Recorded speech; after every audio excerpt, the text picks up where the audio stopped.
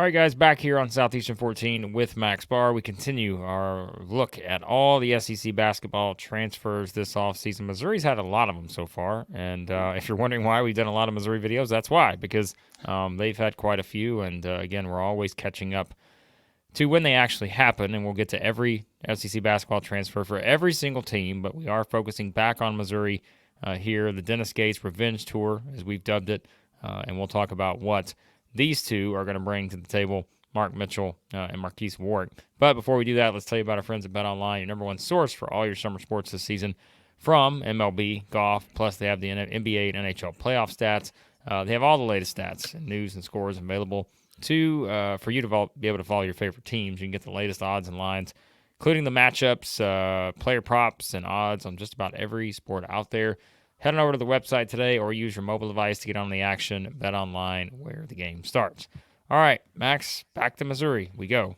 Columbia, hey, they're bringing in two more good players. And stop me if you've heard that one before, because that's kind of been the theme that we've talked about for this team in the offseason. And we have had a discussion off air about where we think Missouri currently sits in the SEC pecking order for next season. We're not going to reveal that here because we don't want to put that out there and everybody think that, we're nuts or anything, because we did do that for a couple teams last year. But we'll hold off to wait and see where the rosters are assembled elsewhere. Kentucky, Arkansas, Tennessee, teams like that still have a long way to go, I think, to kind of fill some of the spots on their roster.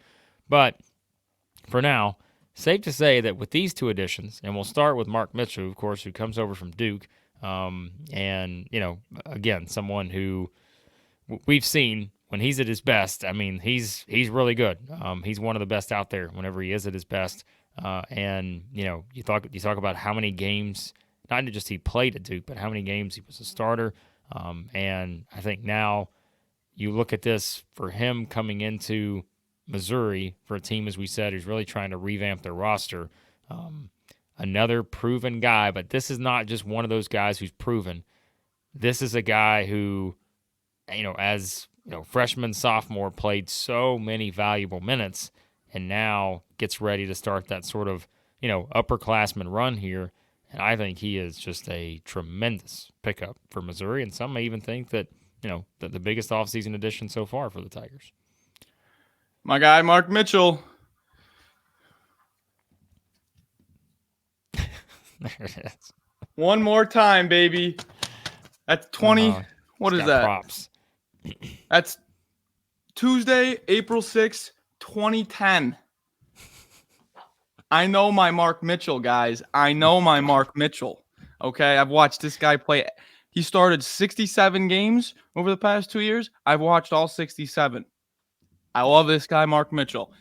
Let's dive into him a little bit here. Evan Mia, if I butchered that, I'm sorry. It might be Maya. I think it's Mia, though. But Evan Mia, portal rankings, great stuff, great analytics.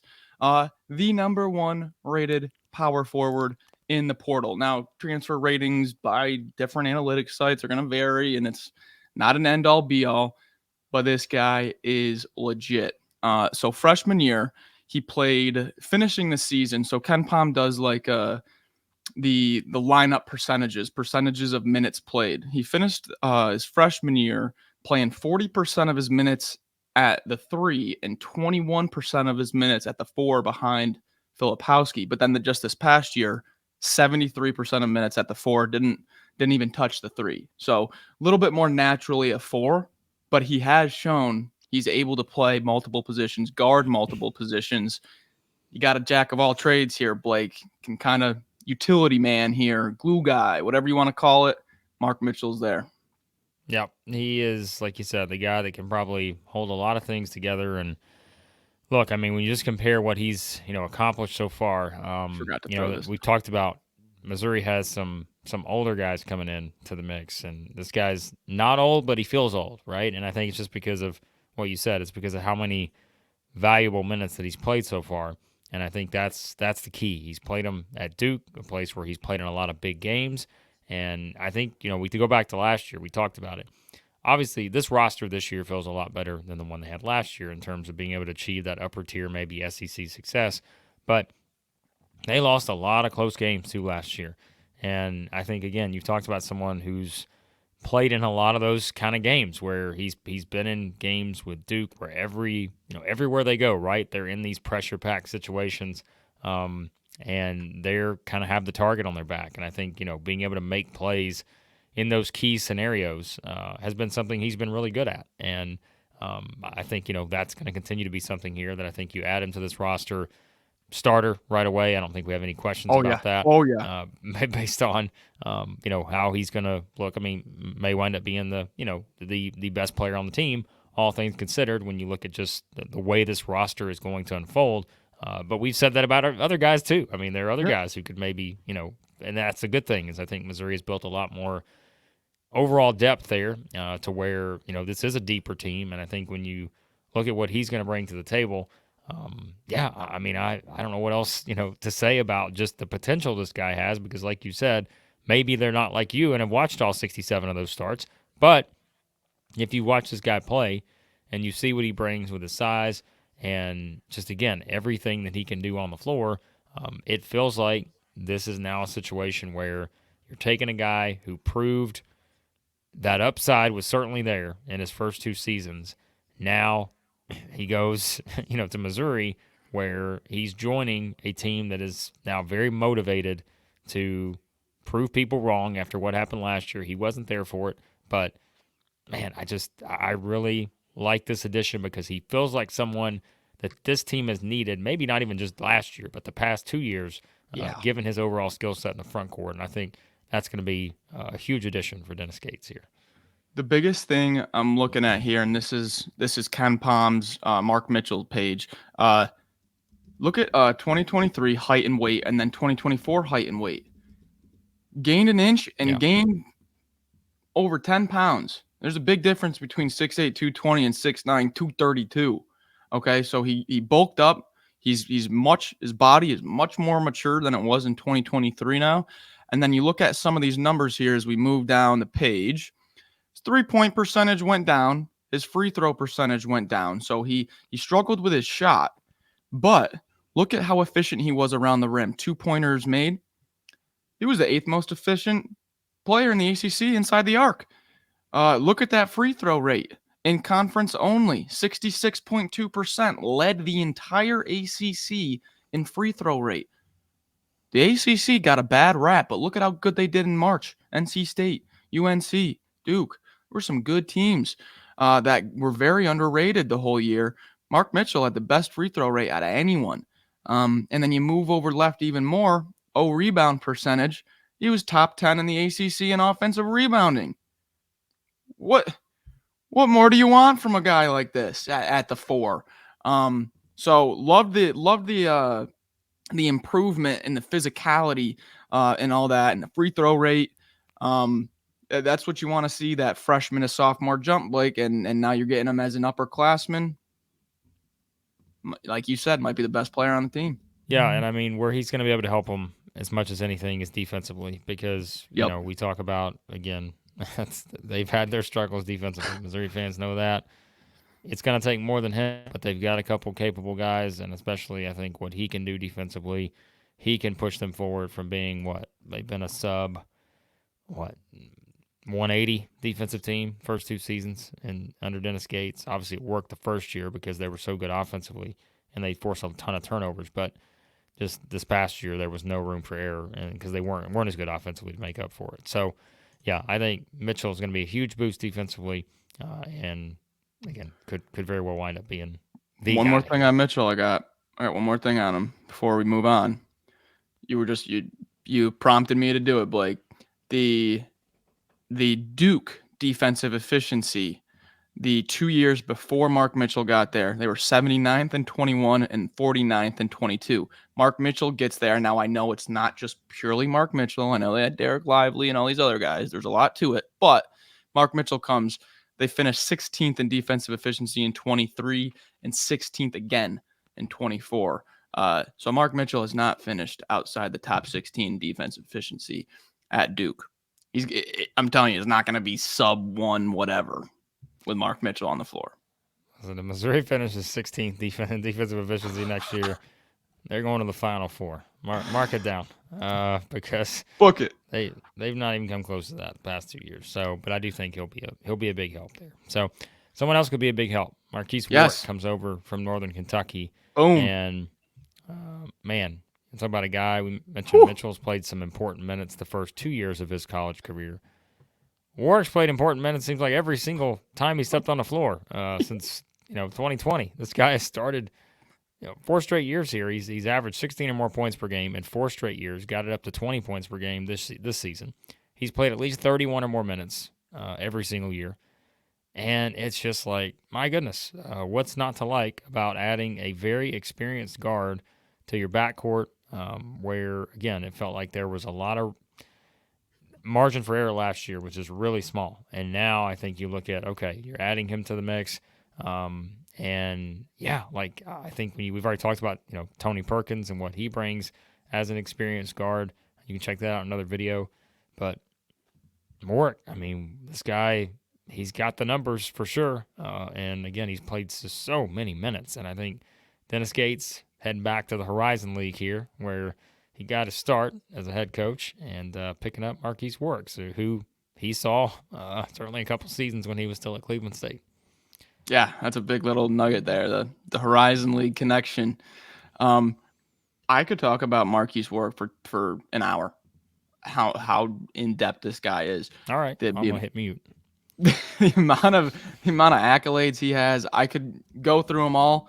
Basically, just put it this way: every year he's been at Northern Kentucky, he's been on an All Horizon team.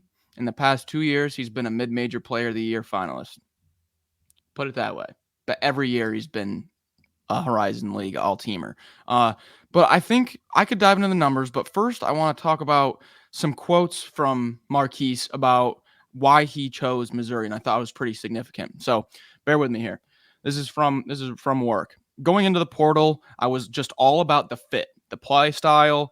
And, I felt like Missouri, it was the best option for me. It just felt right. Having a connection with Coach Gates from the Horizon League. He already knew my game, knew what to expect from me. So I'll definitely think I'll be able to thrive at Mizzou. And then one more quote was, they play fast. Offensively, they want quick shots, transition. That's the part where I played the best in transition, making reads, not only scoring, but making plays for my team. So he's here not because of money, not because of this or that, because this was a perfect fit for how Marques Warrick plays. He also said he's hoping to get to campus ASAP, like early June. Hey, you guys, this guy is excited. He is excited to be here. He just spent 4 years at Northern Kentucky, and now he has a chance to play his last year of college ball in a team that he says is a perfect fit for him. Come on. Yeah, his career high first season in year 1 at Northern Kentucky was 25 points against Cleveland State, in a loss, and an overtime loss to Cleveland State that year. And what's interesting is you talk about the style.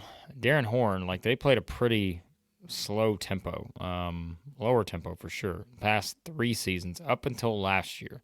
Or last year they turned it up a notch, and they were top 40 in average offensive possession length.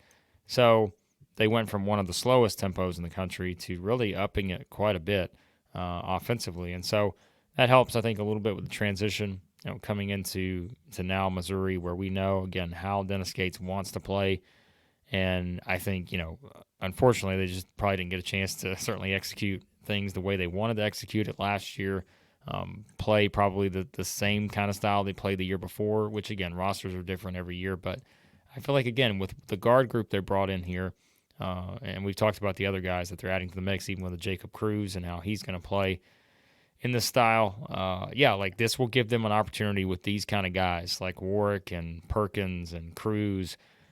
They're going to be able to get out and go. And I think that's going to be really important here, especially for someone like Warrick, because, like you said, you heard it and how he said it. I mean, this is a guy that feels like he can thrive in how they want to play, and that can be as important as anything when you're picking a new school, when you're transferring somewhere, and it feels like this. Let's talk about fit. Like, this feels like a good fit for him, based on how his game has evolved over the years. And just, again, you're getting a rock solid. You're not getting just a guy who came over had a little Right. bit of success maybe in the Horizon League, did some good things here or there. Maybe it took 2 or 3 years. Like this guy's done it for 4 straight years now. And so I think that's where we talk about the up transfers. Sometimes they can be hit or miss. We understand that. But man, this guy feels like a hit because he just has done it every year in college. I mean, he's done it for 4 straight years now. So, Yeah, here we got Warrick's KenPom page. Number one thing I'm looking at: minutes first in the entire Horizon League in conference play and minutes. And then you go over just a little bit to the right, effective field goal percentage and true shooting percentage. He's still ranked in the conference.